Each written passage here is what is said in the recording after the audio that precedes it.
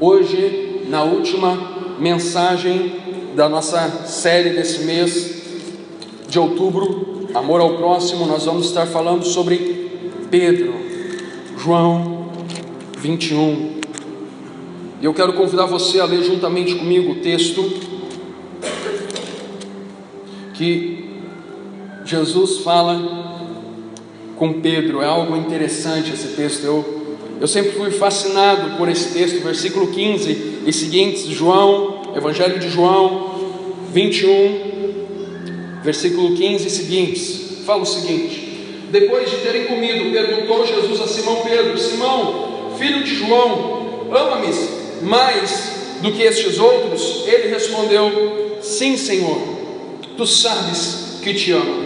Ele lhe disse: apacenta os meus cordeiros, as minhas ovelhas. Tornou a perguntar-lhe pela segunda vez: Simão, filho de João, tu me amas? Ele lhe respondeu: sim, Senhor, tu sabes que te amo. Disse-lhe Jesus: pastoreia as minhas ovelhas. Pela terceira vez, Jesus lhe perguntou: Simão, filho de João, tu me amas? Pedro entristeceu-lhe por ele ter dito pela terceira vez: tu me amas? E respondeu-lhe: Senhor, tu sabes todas as coisas, tu sabes que eu te amo. Jesus lhe disse: apacenta as minhas ovelhas. Em verdade, te digo que quando eras mais moço, tu te cingias a ti mesmo e andavas por onde querias. Quando, porém, fores velho, estenderá as mãos e outro te cingirá, te vestirá e te levará para onde não queres ir. Disse isso para significar com que gênero de morte Pedro haveria de glorificar a Deus. Depois de assim falar, acrescentou-lhe: segue-me. Até aqui.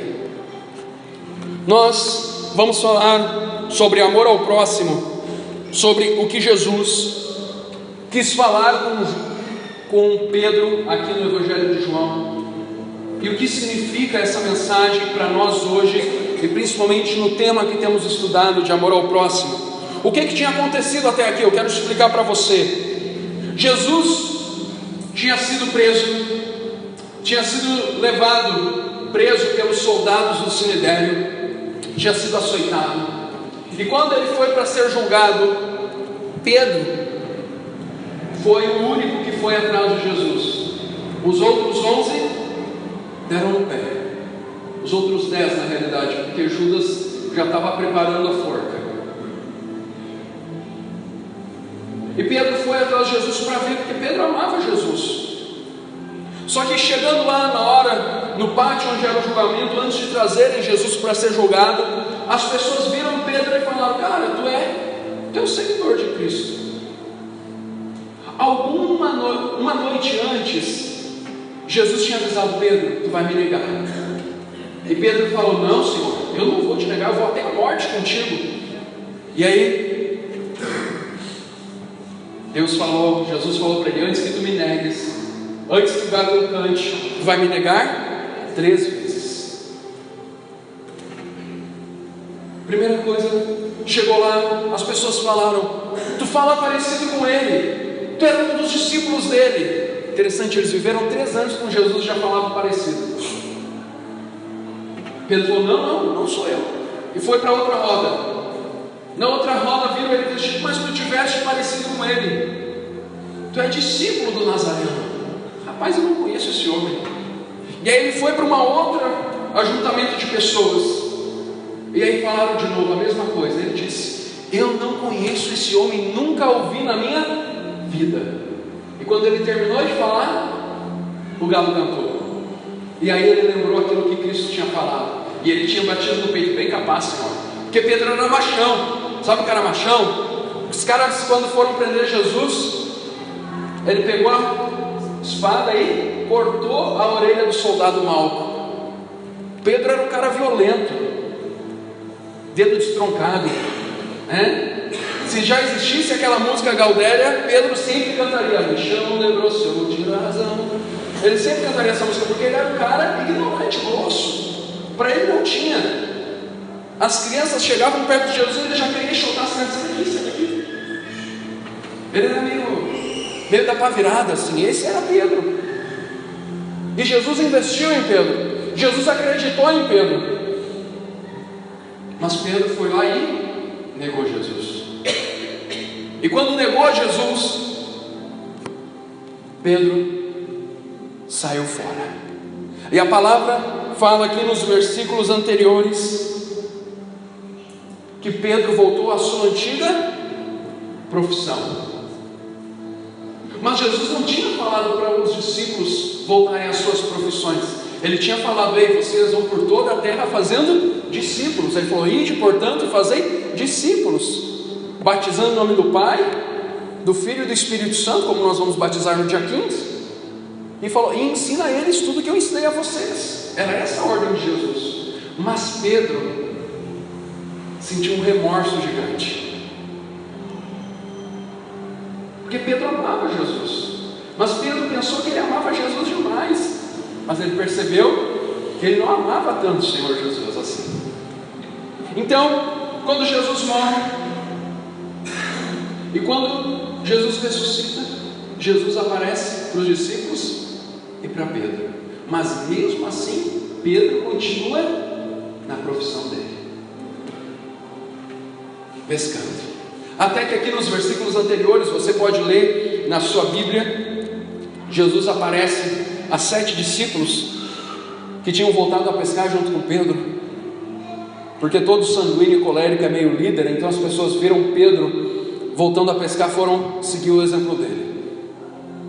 E Pedro estava lá pescando, e Jesus aparece para ele. Na beira da praia, Jesus dá ordem para ele e fala: pesca. E ele vai lá, pesca e enche o barco de peixe. E ele fica com vergonha e se atira nas águas. Quando ele volta, Jesus já tinha o peixe preparado.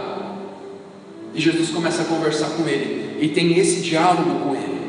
É sobre esse diálogo que eu quero conversar com ele, com você. O diálogo que Cristo teve com aquele homem. Pedro, que tinha aquele temperamento forte.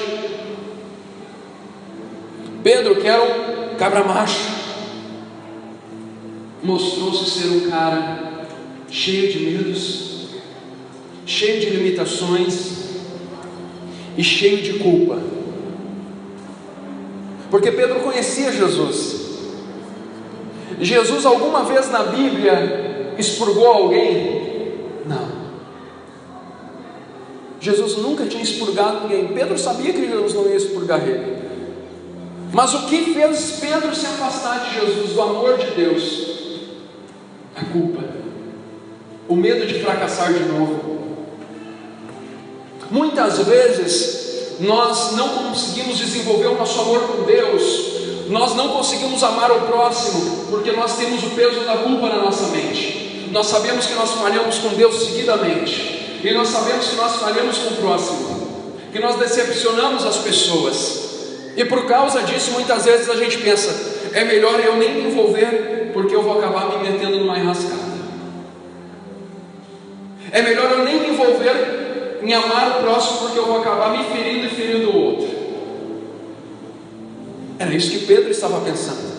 Eu feri Jesus, eu me feri. E muitas vezes a gente tem essa mentalidade, esse estado que Pedro estava, esse tipo de pensamento.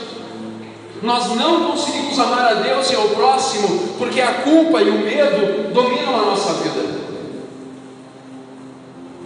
Porque nós achamos que nós temos que ser os caras, nós temos que ser aquele cara, o bonzão. Pedro achou que ele precisava ser isso, e ele pensava que ele era isso. Ele se enganou. Ele não era tudo isso. E nós não somos tudo isso também. Tudo que acontece na nossa vida e através da nossa vida é apesar de nós, não é por nossa causa.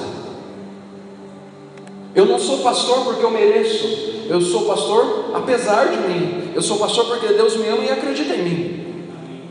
Você não está aqui porque você é bom. Você está aqui apesar de você mesmo, porque Deus ama você e a mim, apesar das nossas falhas e limitações.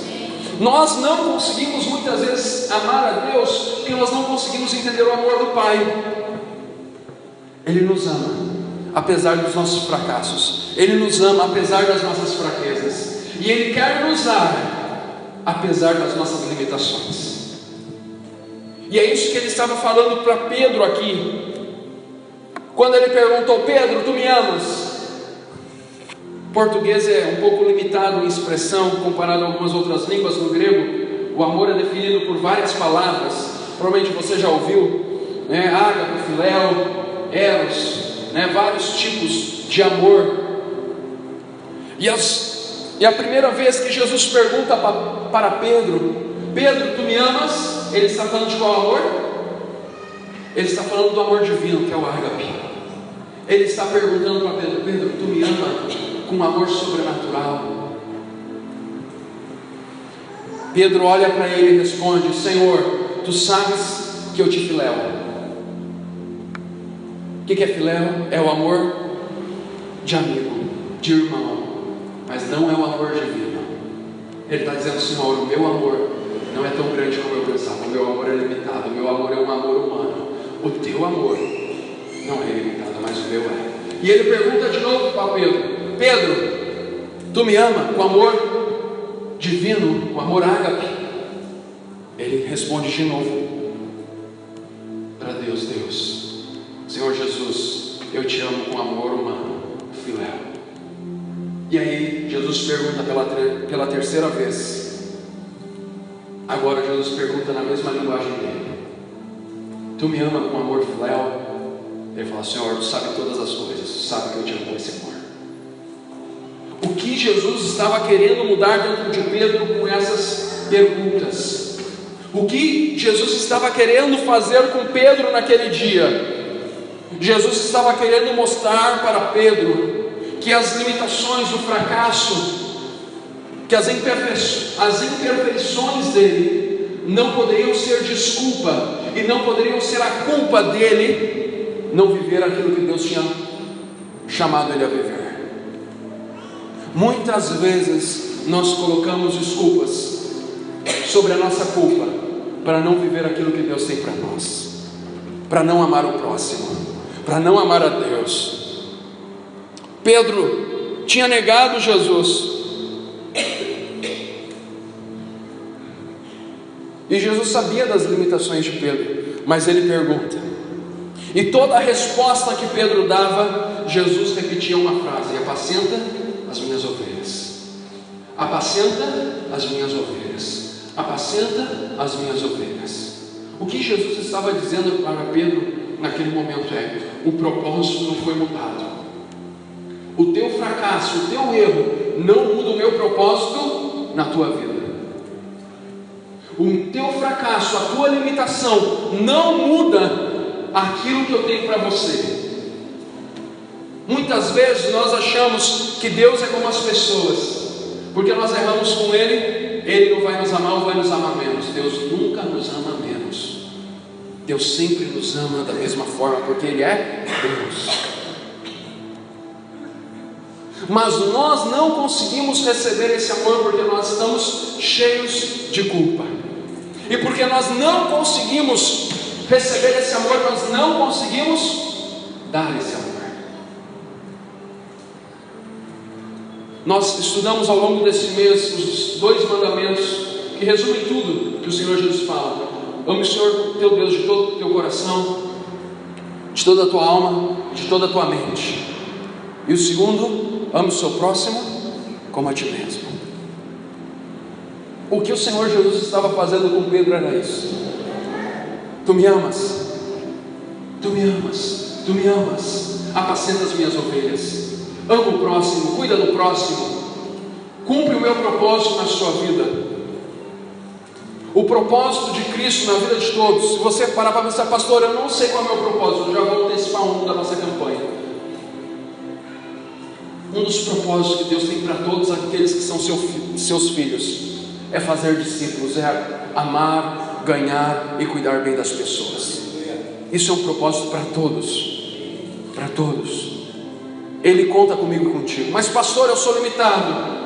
Se você ver os 12 que ele escolheu, analfabetos, a metade deles, uma vida desregrada, de baixo escalão social, você vai ver que você é melhor que muitos. Verdade? Se você vai estudar a vida dos apóstolos antes deles conhecerem a Jesus, muitas pessoas seguiam Jesus porque falavam: como é que pode ser letrado como Pedro falar tão bem? Só pode ser estar andando com o mestre, porque Pedro era analfabeto, Pedro não tinha educação, e ele se torna o líder da igreja. Como é que pode um Deus que pega uma pessoa que negou ele, que negou seu filho, e colocar ele como líder do movimento que ele tinha começado? Deus restaurou Pedro através de uma conscientização, através de palavras. Por isso que é tão importante, querido, nós lermos as Escrituras. Toda vez que eu e você estudamos a Bíblia, Deus está querendo restaurar algo dentro de nós. Por isso que nós vamos ler a Bíblia, estude. Por isso que nós vamos fazer a campanha dos 40 dias, para você pelo menos ler alguns versículos por dia e compreender aquilo, para que esses princípios, essas verdades entrem na sua vida. E como aconteceu com Pedro, os princípios e as verdades de Deus entraram novamente nele. Ele teve a vida dele novamente mudada.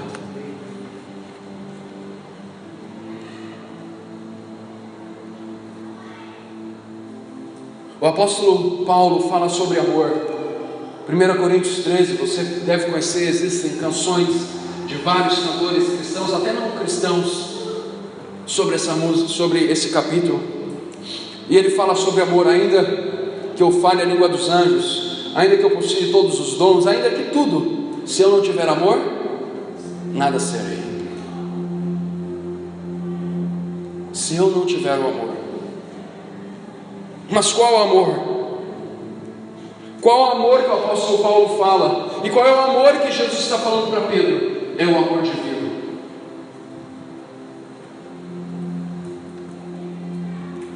Deus sabe da minha e da sua limitação de amar. Deus sabe.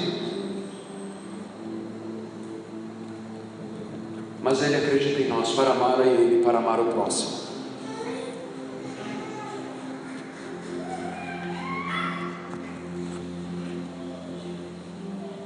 Um poeta chamado Shakespeare disse um negócio: aqueles que não mostram o seu amor, na verdade, não amam. Porque o amor sempre se manifesta. O amor sempre se manifesta. E Jesus termina dizendo para ele uma coisa. Ele fala lá no versículo 18: em verdade te digo que quando eras mais moço, tu te cingias a ti mesmo e andavas por onde querias. Quando porém fores velho, estenderás as mãos e outro te cingirá e te levará para onde não queres ir. Jesus estava falando da morte de Pedro.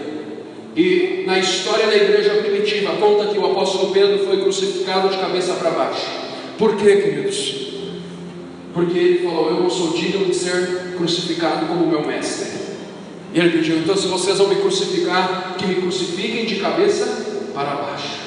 Porque ele tinha ficado com os apóstolos na dispersão da igreja. Se você não sabe, a igreja de Jerusalém chegou a ter 100 mil discípulos, 100 mil pessoas nos primeiros anos da igreja. E com a perseguição de Nero, quando Nero queima toda a cidade, põe a culpa nos cristãos e começa uma perseguição intensa, todos os cristãos vão para outros povos e ficam somente os apóstolos em Jerusalém. E aí eles são perseguidos e mortos, cada um de uma forma terrível. Jesus estava dizendo para Pedro o seguinte: você pode ter me negado uma vez, mas agora, aquilo que eu estou te dando, e aquilo que você está compreendendo do meu amor, e aquilo que está se tornando uma responsabilidade sobre a sua vida, vai fazer que você prossiga para o alvo, vai fazer que você conquiste aquilo para o qual você foi conquistado. E Pedro, depois que Jesus sobe aos céus, Pedro reúne todos e fala: vamos cumprir o que Jesus disse. Vão ao cenáculo, e Pedro fica lá orando juntamente com 120 discípulos. E quando o Espírito Santo cai, o primeiro que toma a voz é Pedro. Deus pega um cara limitado, iletrado, que traiu Jesus, perdoa, dá uma nova chance e diz para ele: o amor que tu tens, compartilha, cuida das minhas ovelhas. O que tu tens em tuas mãos, nós não precisamos ter muito para dar alguma coisa, nós podemos ter aquilo que Deus nos deu, e o que Deus nos deu é tudo que nós precisamos. O que Deus nos deu é tudo que nós precisamos. Porque se nós deixamos Deus nos usar com aquilo que Ele nos deu, nós vamos fazer uma revolução na nossa vida, na nossa casa, na nossa família, entre os amigos, no local de trabalho, na nossa cidade. Deus não precisa de pessoas perfeitas. Eu estou brincando, mas eu vou colocar ali na frente. Eu quero fechar aquelas duas portas, tenho conversado com o Thiago, planejado, e eu vou botar uma frase bem grande: proibida a entrada de pessoas perfeitas, na frente da igreja. Porque Jesus não chamou os perfeitos, Ele falou: eu vim para os doentes, não para os sãos. E quando Jesus foi e pegou Pedro, Ele estava querendo nos mostrar que Ele pode usar pessoas limitadas como nós, para que apesar de nós, a glória dele se manifeste, o amor dele se propague, e que o próximo ame o próximo, e o próximo ame o próximo, e assim se forma uma rede de amor, uma rede de cuidado, aonde nós vamos alcançar muitas vidas. E foi isso que aconteceu, através de um homem que traiu Jesus, que foi perdoado, que entendeu o princípio e o propósito. Deus ergueu um povo e estendeu a fé até os dias de hoje. Mas Pedro teve que aceitar. Se Pedro não aceitasse, Jesus ia levantar o outro, com certeza ia. Mas ele contava com Pedro, assim como ele conta comigo e contigo. Muitas vezes nós dizemos: mas se Jesus vai usar outro, que usa meu irmão, Não, que usa meu irmão, que usa o irmão da direita, da esquerda. A bênção a gente quer que caia só em nós, né? Jesus, toda a bênção para mim. Mas aí quando Jesus fala: eu quero te usar, queridão, queridona, a gente fala: não, usa o irmão da direita, da esquerda.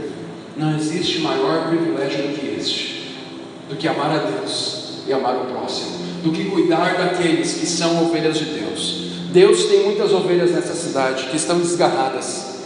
Deus tem muitos que estão fora dos apriscos, e Ele nos chama, assim como chamou Pedro, para apacentar ovelhas. Pastor, mas é pastor que apacenta ovelhas. Então deixa eu dizer uma coisa: você é pastor, você é uma pastora. Pastor, isso não está na Bíblia. Está sim, está sim. A palavra de Deus fala de 5 ministérios: apóstolo, profeta, evangelista, mestre e pastor. E ele fala que os 5 ministérios, os 5 dons ministeriais, têm um objetivo: aperfeiçoar os santos para o ministério. Você pode ter o seu dom, mas você não é só aquilo. O seu dom é para ajudar os outros a praticarem aquilo. Se você tem um dom pastoral, você vai ajudar os outros a cuidar de pessoas. Você vai falar: faz desse jeito. Se você tem um dom de evangelista, você vai ajudar os outros a evangelizar. Você vai continuar: vamos evangelizar. É assim que se fala, é assim que se ora, dessa forma funciona. Se você tem um dom do ministério profético, você vai ensinar as pessoas a discernir. O dom da palavra de profecia é uma coisa, o dom do ministério profético é outra. Você vai ensinar as pessoas a discernir as coisas espirituais e trazer para as coisas naturais. O dom apostólico é para fora. Vamos lá, vamos avançar, vamos abrir igreja, vamos para aquele lugar, vamos para aquele outro. O dom de mestre não é só ensinar, o dom de mestre é ensinar os outros a ensinar. Então todos nós somos pastores, todos nós somos mestres, todos nós somos apóstolos, todos nós somos profetas, todos nós somos evangelistas. Por muito tempo na igreja diz: não, eu sou pastor, a minha função é só cuidar. Tu é evangelista, tua função é ir lá para a rua, vai. Não, todos somos tudo, cada um tem um dom que serve o outro. Com certeza aquele que tem dom pastoral vai saber cuidar melhor e vai ensinar os outros. Se você quer ler mais sobre isso, leia a sua Bíblia em Efésios, fala sobre isso. Eu vou estar no Tadel do ano que vem ministrando sobre isso, sobre os dons ministeriais nas células, algo fundamental que nós precisamos. Uma das coisas que eu tenho visto que nós temos falhado como igreja é não termos os dons ministeriais a fundo nas células. Mas tudo isso eu estou dizendo para quê? Porque muitas vezes nós queremos limitar o agir de Deus e a graça de Deus na nossa vida. Deus quer nos usar. Eu brinco que, e é uma verdade, tem os pastores com P maiúsculo e os pastores com P minúsculo. Todos nós somos pastores com P minúsculo, e alguns serão pastores com P maiúsculo que estarão no ministério de tempo integral. Mas todos nós, a responsabilidade é de todos, amar e cuidar. A responsabilidade profética é de todos, de discernir as coisas espirituais e pensar: isso que está acontecendo na minha casa não é de Deus, isso aqui é do maligno. Isso é discernimento profético. Então eu tenho que trazer do céu para a terra, não da terra para o céu. Muitas vezes nós queremos servir a Deus da terra para o céu, e nós chamamos isso de teologia. Mas a teologia não é pura em si. A igreja, queridos, é do céu para a terra. A igreja é do céu para a terra, não da terra para o céu. Seja feita na terra assim como é no céu. É primeiro no céu, depois na terra. Mas nós tentamos fazer igreja, célula, tudo da nossa forma, e não perguntamos para Deus: Deus, qual é a sua forma? Qual é a sua forma? Se nós tentamos fazer do nosso jeito, vai dar errado. Nós pensamos que igreja é só ajuntamento aqui, mas a igreja é apostólica, ela é para fora. Ela é para fora, nós somos chamados para fora. E a igreja também é pastoral. Ó, já fiz os gestos para você, ó, do céu para a terra, para fora e pastoral, para você guardar. Quero que você entenda isso. Tem alguns, nós estamos vivendo terça-feira, 500 anos da reforma. A reforma começou lá atrás, há 500 anos, com Lutero, com Calvino, com Zwinglio na Suíça, em tantos outros. Não foi só Lutero, houve vários, houve mais de uma dezena de reformadores naquela década, naquele século. E uma das coisas que Lutero e os homens de Deus foram usados foram para trazer a igreja para a mão do povo.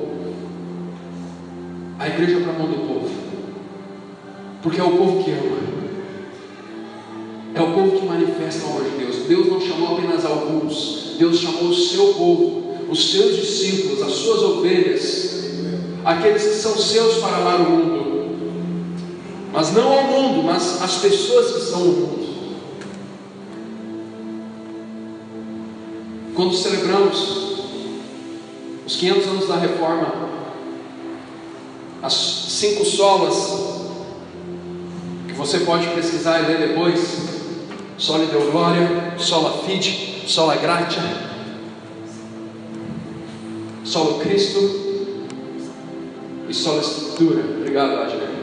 Somente glórias a Deus, somente Cristo, somente a graça, somente a fé e somente as Escrituras. Foi isso que foi baseada a reforma protestante, onde homens e mulheres de Deus entenderam que o reino de Deus não podia ser limitado pelos homens. O reino de Deus era para fora, é para alcançar pessoas. O reino de Deus era para a honra e glória de Deus, mas também é para alcançar o perdido. E é por isso que nós somos igreja. É por isso que nós estamos aqui, para amar a Deus de todo o coração, de toda a alma e todo entendimento, e para amar o próximo, para viver os dons ministeriais e rompermos todos os paradigmas da religião e exercermos os dons que Ele nos deu para amar o próximo. Amém, querido? Nós fomos chamados para amar, nós fomos chamados para cuidar do próximo, e isso é o nosso alvo. É por isso que nós estamos estabelecendo essa meta, esse alvo de 200 discípulos na Seara Porto Alegre. É o primeiro. Hoje nós celebramos dezenas, daqui a um tempo estaremos celebrando centenas, e não muito tempo estaremos celebrando milhares. Amém? Eu creio nisso de todo o coração. Eu creio nisso. O meu coração está em Deus nisso, porque essa é a vontade dEle. Amém? Eu quero convidar você a ficar de pé, em nome de Jesus.